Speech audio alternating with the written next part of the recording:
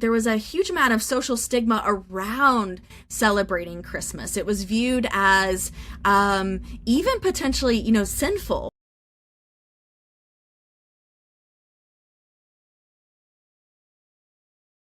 So has Christmas always been a big deal? Or is this a more recent thing?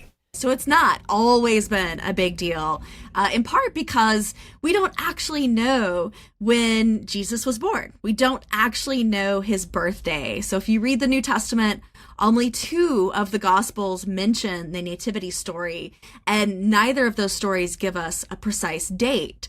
So in, early Christian history, it wasn't until about 200, 300 AD that bishops started wanting to pin down a specific date for the birth of Christ.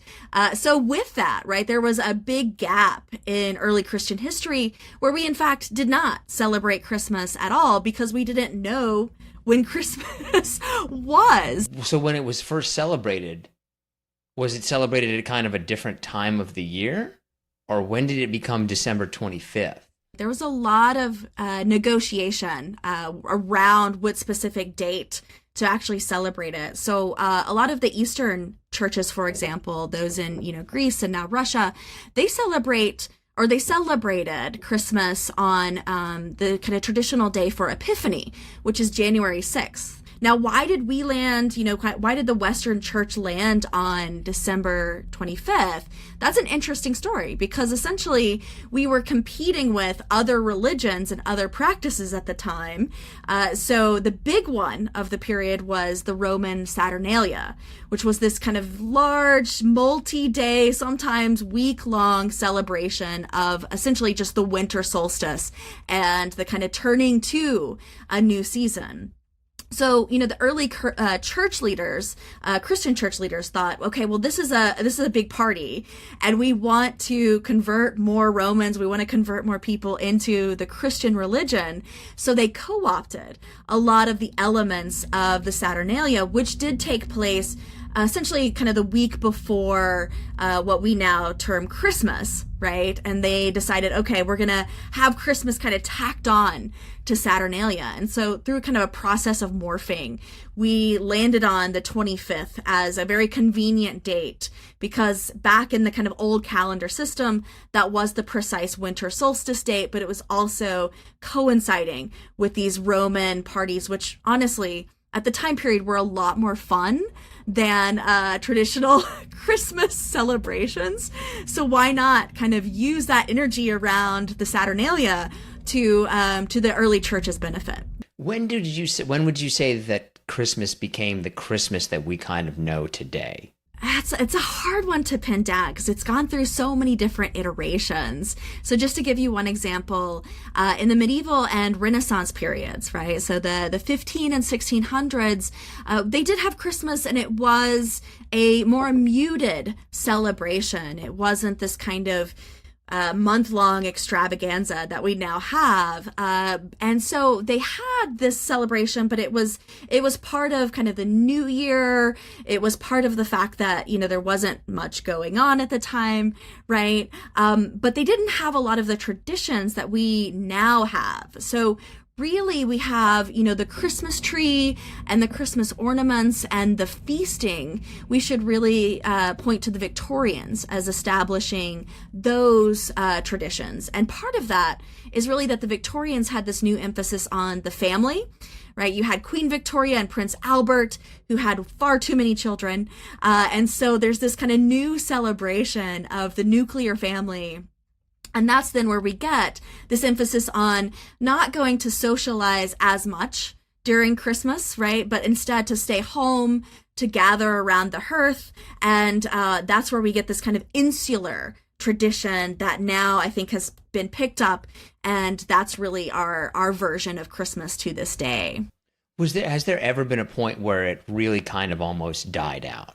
I would say in the early Americas, when the primary population is Puritan here, there was a huge amount of social stigma around celebrating Christmas. It was viewed as even potentially, sinful, right? To take off of work to celebrate a period associated with not necessarily the birth of Christ, but the problem was that, there were all these other traditions attached to Christmas, like St. Nicholas, for example, which we'll talk about in a moment, I'm sure.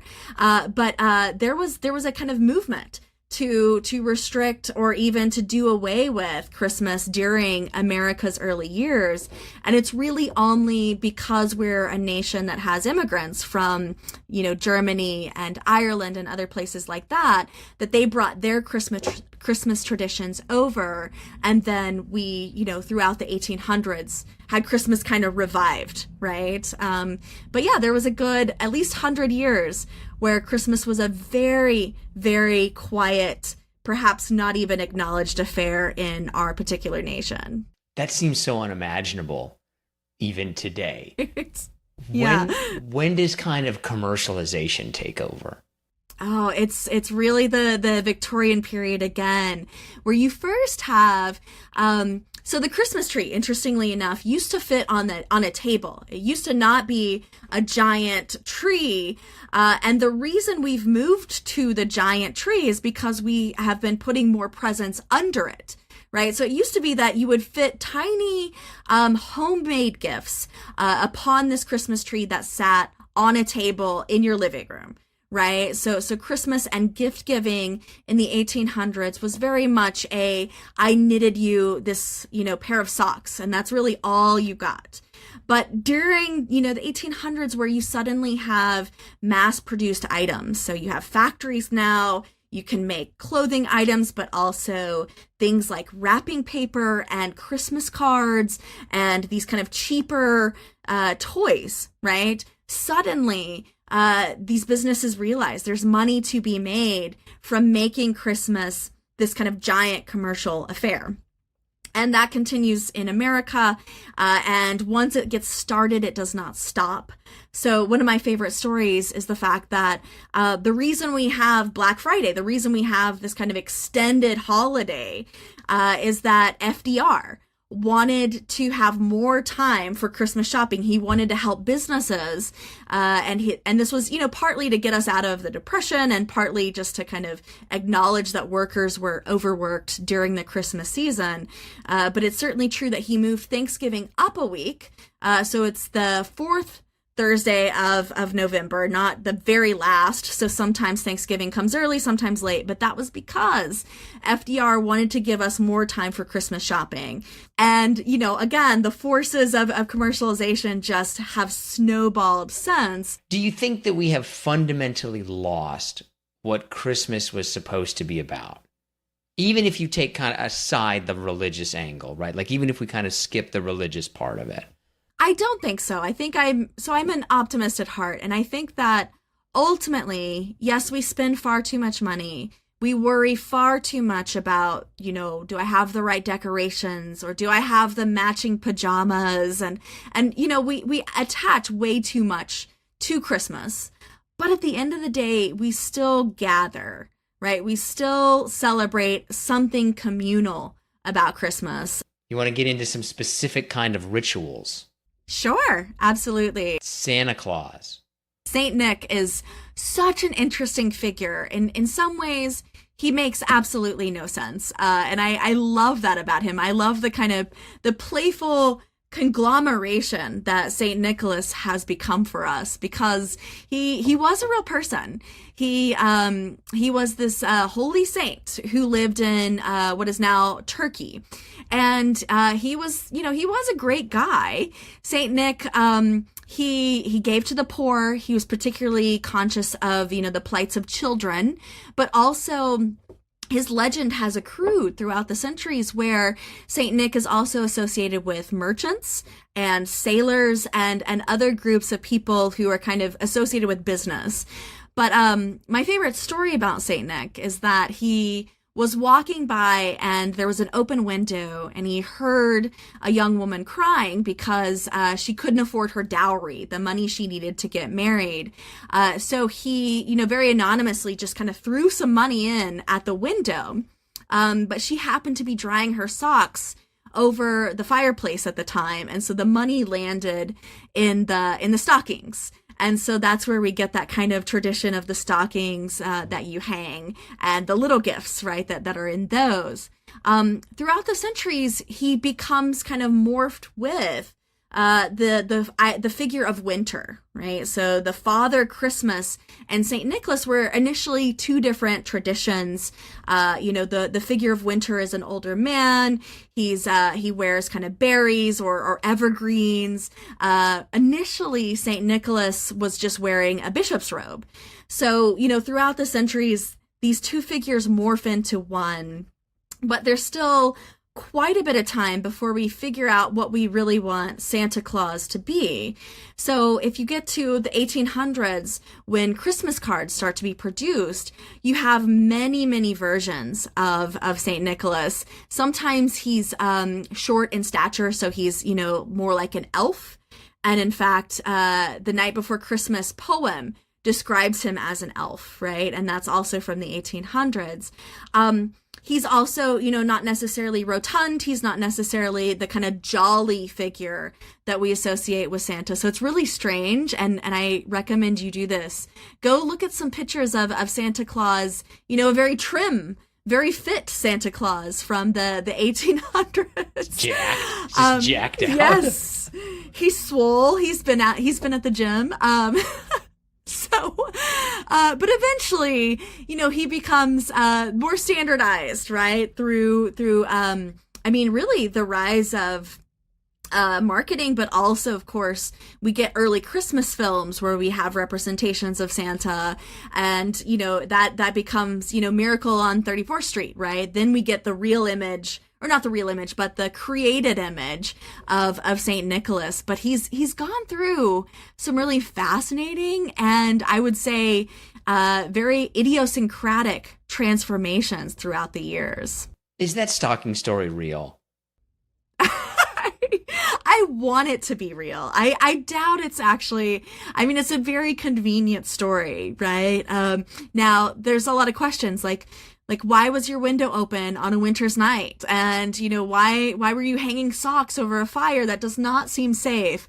I want it to be real, though. I really do. I think that there's something magical about the coincidence, right? And then that becomes this kind of larger communal practice associated with Christmas. Christmas trees. They're evergreens. They're a sign of life in the middle of winter. And so you can see why kind of naturally the human instinct would be, let's have something in the home that reminds us that these days of darkness and cold are going to end. So why not this plant that is promising, right? That doesn't change and gives us a sense of spring or the seasons changing, coming around, right? But these weren't popular in the early 19th century. It's not until really, the kind of German tradition of not only having these small plants in the home, but also adorning them with ornaments came about that the English in particular picked it up. So there's a particular Christmas card, or I should say Christmas engraving, of Queen Victoria, her children, and Prince Albert around a Christmas tree. So that was unusual at the time, but that image becomes very popular, and people print the image and have it hanging on their walls. And then within a few years, everyone in England starts having these small evergreens or pines within their home. Initially, ornaments were mostly fruit, actually. So you would hang apples to remind you of the story of Adam and Eve, but also to remind you of, growth and the promise of spring again, and of course oranges and things like that. But of course, eventually those became plastic toys or glass ornaments, right? So it shifted. But initially, Christmas trees were these small affairs where you would just hang a few items of fruit on them, and it would just be a reminder that spring will arrive again. Christmas colors. Where do we get the red and the green? the Christmas colors. Red and green and silver. Is there another one? Silver is often intermixed in there. So the green comes, I think, from the Christmas tree, the evergreen. The red comes from holly, because it's one of those few plants that flowers in the, or, produces fruit in the winter. So it's this unusual combination where the landscape is covered in snow, but you suddenly see a plant that is both green and red.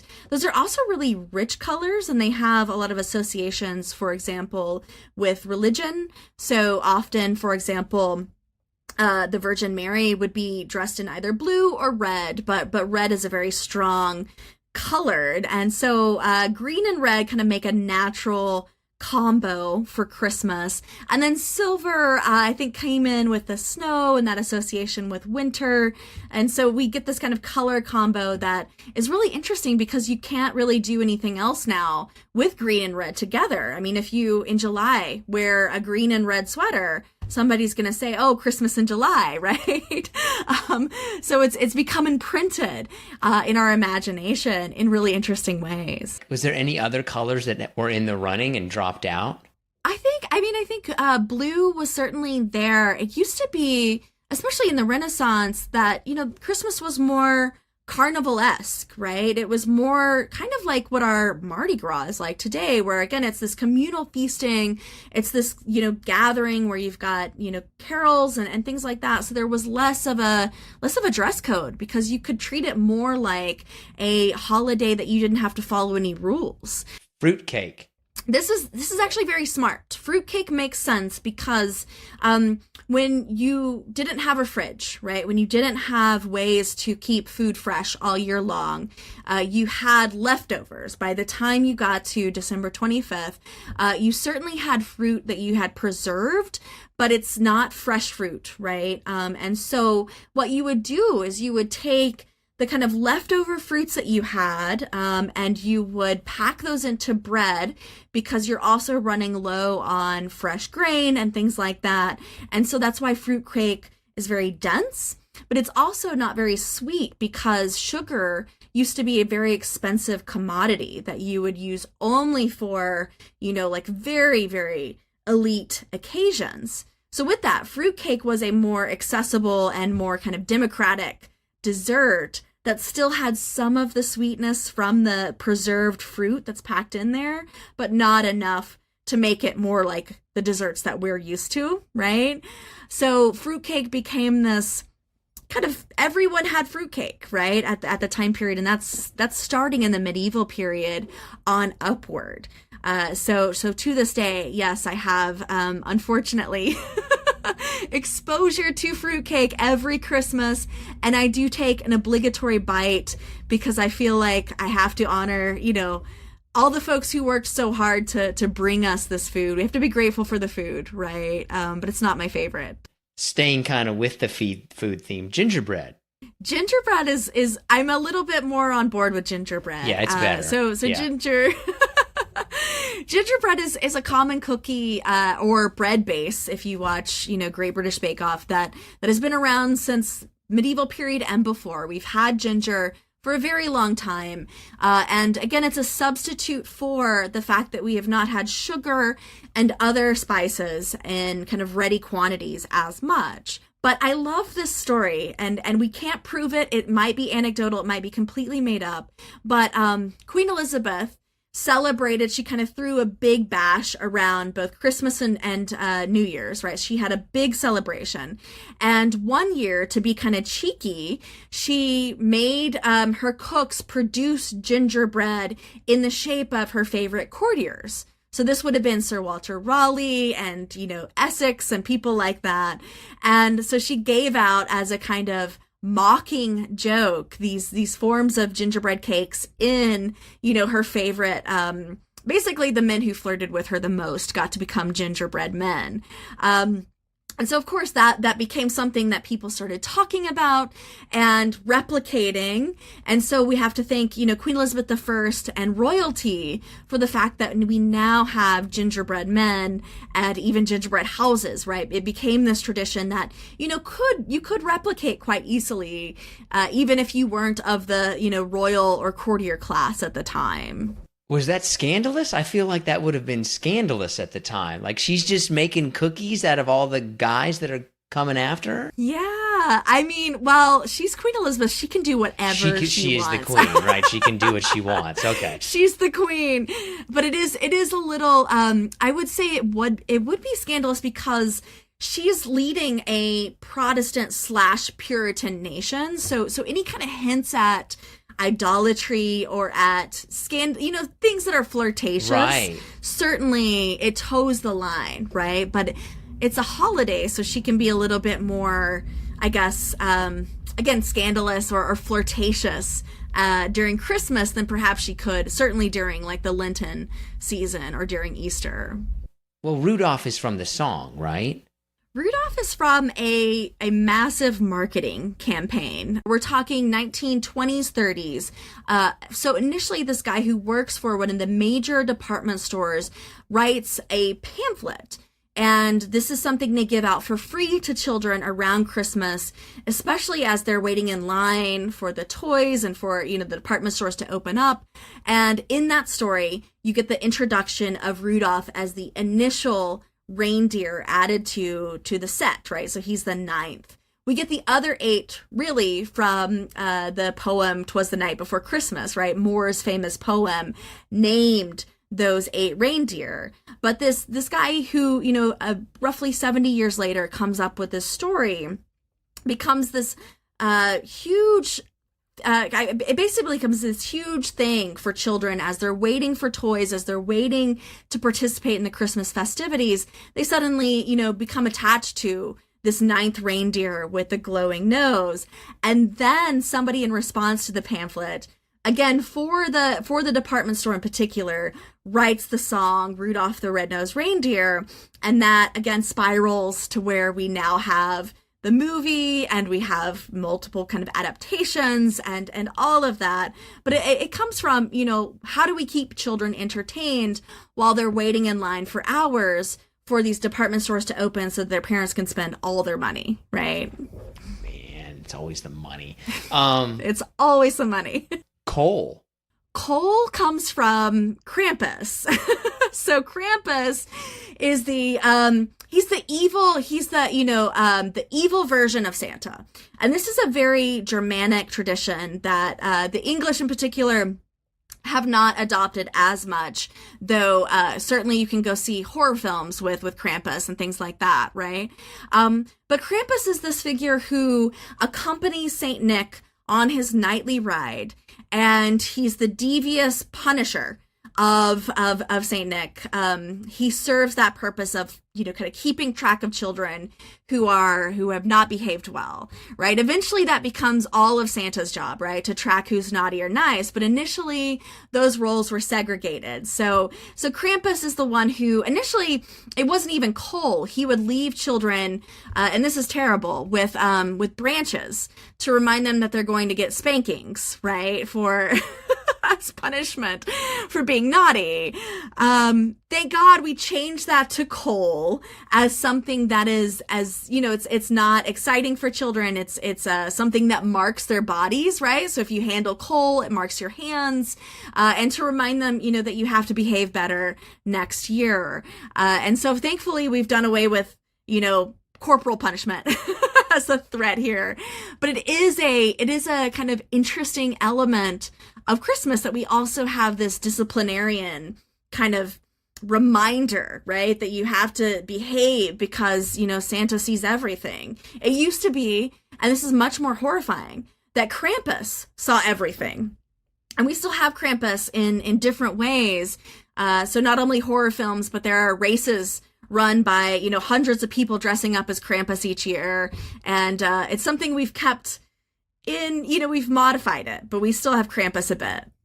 Are you ready for some harder/listener submitted questions? Sure, let's see if I can do it. Are there any traditions that have died out? That's a great question. Are there any that have died out? So caroling, I think, is experiencing its last gasp, right? This used to be called wassailing, and it's where you would go around and you would knock on neighbors' doors and you would sing songs that used to, especially in the Renaissance, involve a lot more alcohol than it does today, right? Carolers used hard to be imagine, right? They used to be completely wasted. And so it was viewed as this kind of nuisance, right? Wassailing was you were a young man or woman and you would go around the neighborhood and you would potentially wake up your neighbors and you would sing these songs. And that became Christmas caroling, which is it's a gentler form, though there's still, usually eggnog or something spiked involved, right? But I do think that tradition is just going away. And I think part of it, again, is that we're so kind of overloaded with the other things to do that I think caroling is a dying art, right? You really have to be in certain kind of Christmas towns, like these towns that kind of market themselves as hubs for Christmas celebration to get the caroling. I'll say that, I live in Las Vegas and I've lived here for 6 years. I've never seen carolers. So maybe there's a Vegas version. Maybe there's an Elvis caroler out there. I have yet to find him, right? So I think that's a tradition that we're losing. I've never seen one either. I've lived in Kansas, Florida, Arizona, North Carolina, Missouri, Arkansas, and never seen a caroler. Yeah, which I'm okay with. I mean, it's just... I don't really want people coming to my house and singing to me. Like, okay. I don't either, and I don't want to be a person who goes out and goes out in the cold and sings songs. That's not my thing at all. Nobody wants either side of this, so I can see how it's kind of on the flip side of that. Though, are there new traditions that seem to be forming? I think there are. I think the popularity, for example, of the Grinch, right? The film, but also the various adaptations that have arisen with that. There's now, I think, a kind of whole Grinchmas thing that has arisen. So folks dress up as the Grinch, they watch the films. Grinchmas has become its own little kind of version of Christmas, if you will. Tacked onto that, there's and I have not done this, but I have friends who have the elf on the shelf that gets increasingly elaborate, right? As you come up with ways in which he has caused chaos in the house each night. Ooh, this is controversial. This is controversial, or could be controversial. Bigger influence on Christmas, religion or money? I hate to say it. I think today, money. I think the origins, religion, absolutely. I think we started with religion. It's been driven by the Christian church, absolutely. And of course, services and things like that are still really important. But given how secular Christmas is now, like you don't need to be religious or even from a kind of Western Christian background to celebrate Christmas at all. I think it's more about money right now. I think it's about community, and I think there's really lovely things about Christmas. I'm going to continue to cherish a lot of different elements of Christmas, but again, I think we're in a world where I think I read a statistic where something like 70% of Americans go into debt during the Christmas season, right? They accrue more debt because there's so many expectations built around this particular holiday. Yeah.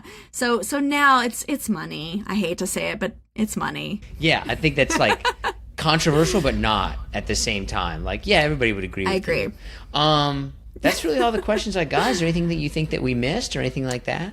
I guess perhaps, like one big thing that I am not an expert on, so I'm happy to skip is simply the kind of movie industry around Christmas, right? The Hallmark movies. I'm interested in those from an English literature professor perspective. And what I mean by that is they have such a kind of formulaic narrative. They're so, the Hallmark movies they're so comforting because it's, girl in big city goes to small town, finds, former or new boyfriend that is, very kind of stuck in that town, what do you do, right? That's the kind of conflict. And I think that there's something kind of delightful about the fact that we keep coming back to that narrative. And I don't have an answer, though, for why, except that the very predictability around these Hallmark films that's their appeal, right? Is that they're not going to shock us with, a lack of a marriage, right? And I think that it's very Shakespearean in a way, because you would go to a Shakespearean comedy and you would know that the definition of a comedy is that it ends in marriage. And you go to a Hallmark movie and you say, this ends in marriage and there's going to be mistletoe, right? So, I mean, that's the only answer I have so far. But in future research, what I want to do is I want to study, why has this become such a big thing? And, what does this say about our culture, that we love these narratives that are repetitive, but are, so comforting, right? They speak to something emotional.